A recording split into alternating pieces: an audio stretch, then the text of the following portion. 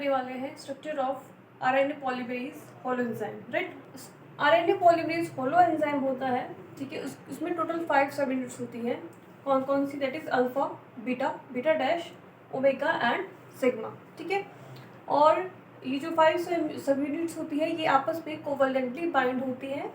जो साइज होता है, ठीक है, ओमेगा का साइज होता है 11 kDa, सिग्मा का होता है 70 kDa, अल्फा का 36.5 kDa एंड जो अल्फा और बीटा सब यूनिट्स होती हैं ये सबसे ठीक है लार्ज सब यूनिट्स होती हैं। इनका साइज होता है बीटा का 151 kDa एंड बीटा डैश का होता है 155 kDa, राइट।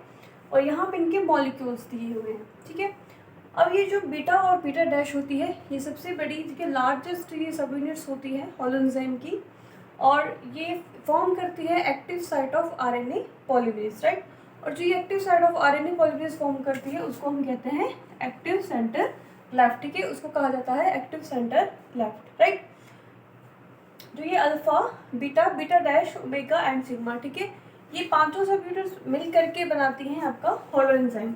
अगर हम यहाँ से, ठीक है, सिग्मा जो सब यूनिट है उसको हम यहाँ से रिमूव कर दें तो ये क्या बन जाएगा? इसको हम कहते हैं कोर एंजाइम, राइट। सो जो ये आरएनए पॉलीमरेज होता है इसको डीएनए पॉलीमरेज की तरह ही चार्ज आयंस चाहिए होते हैं, ठीक है, फॉर इट्स एक्टिविटी, ठीक है। कौन कौन से charge ion? That is Zn positive, ठीक है, एंड Mg2 पॉजिटिव, राइट। और जो इनका मैकेनिज्म ऑफ एक्शन होता है, ठीक है, दोनों पॉलीमरेज का, दैट इज डीएनए पॉलीमरेज हुआ या आरएनए पॉलीमरेज, ये दोनों का सेम रहता है। दैट मीन्स इसको फ्री 3OH ग्रुप चाहिए होता है, ठीक है, फॉरवर्ड टू परफॉर्म, ठीक है, nucleophilic attack on alpha phosphate of incoming nucleotide, ठीक है। अगर हम बात करें, ठीक है, सब यूनिट्स के बारे में, फर्स्ट ऑफ ऑल जो अल्फा सब यूनिट होती है, ठीक है, इसको कोड किया जाता है आरपीओ जीन ए के द्वारा, ठीक है। आरपीओ जीन ए इसको कोड करती है और इसका काम क्या होता है अल्फा का, ठीक है, ये क्या करती है? ये रिकॉग्निशन करती है, ठीक है। रिकॉग्निशन का काम जो होता है वो अल्फा सब यूनिट का होता है।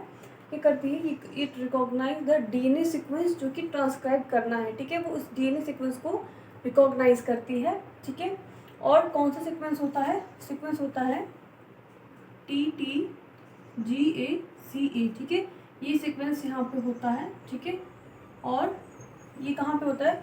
ऑन अपस्ट्रीम ऑफ -35 रीजन, ठीक है, यहाँ पे ये सीक्वेंस प्रेजेंट होता है और ये रिस्पॉन्सिबल होता है, ठीक है, किसके लिए? जो आरएनए पॉलीमरेज होता है उसकी असेंबली के लिए जो है ये रिस्पॉन्सिबल होता है, ठीक है। और ये जो अल्फा सब यूनिट है ये रेगुलेटरी जो जीन होती है उसके साथ भी इंटरेक्ट कर। जो बीटा सब यूनिट होती है, ठीक है, इसको कोड किया जाता है आरपीओ जीन बी के द्वारा, राइट। और इसका क्या काम होता है? This is initiation domain, this is initiation domain, right.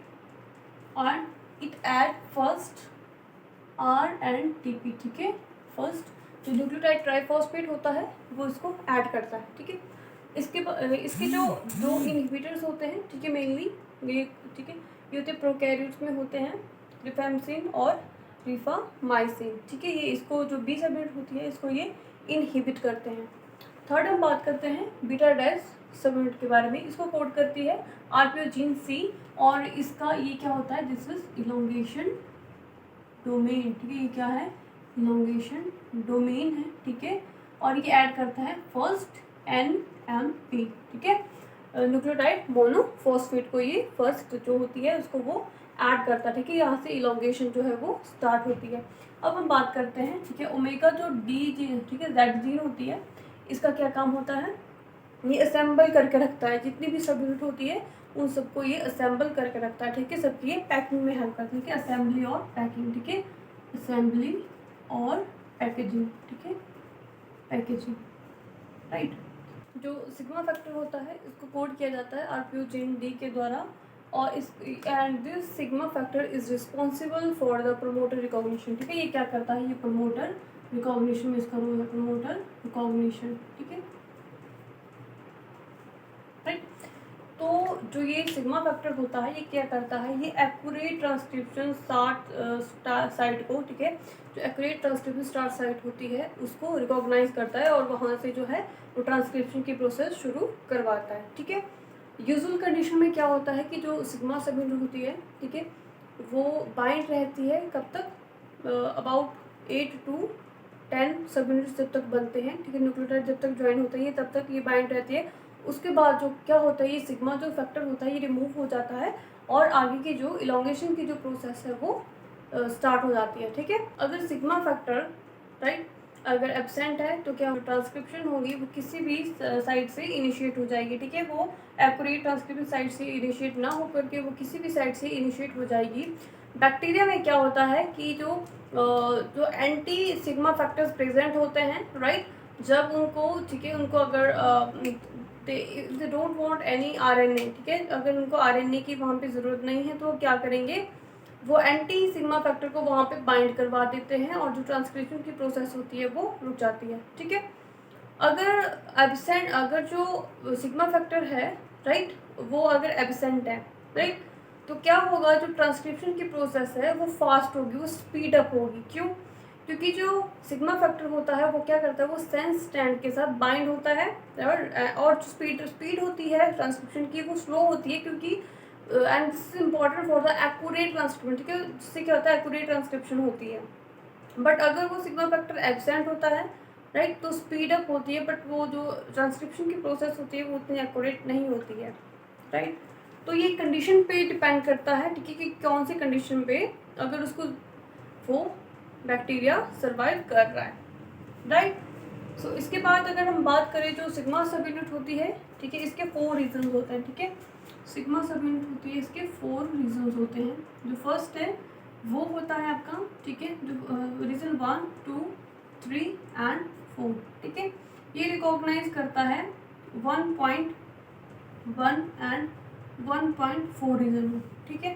जो सेकंड है, ठीक है, वो रिकॉग्नाइज करेगा आपका जो -10 रीजन होगा उसको, और जो नेक्स्ट है वो अपस्ट्रीम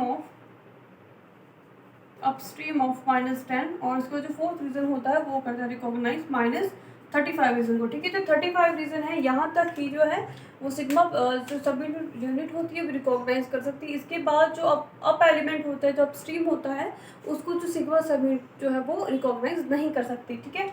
उस कौन रिकॉग्नाइज करता है, जो अल्फा CTD टेल होता है, ठीक है। So this is all about the structure of RNA polymerase holoenzyme, ठीक है। If you like the video, please hit the like button and subscribe my channel and share the video. Thank you so much.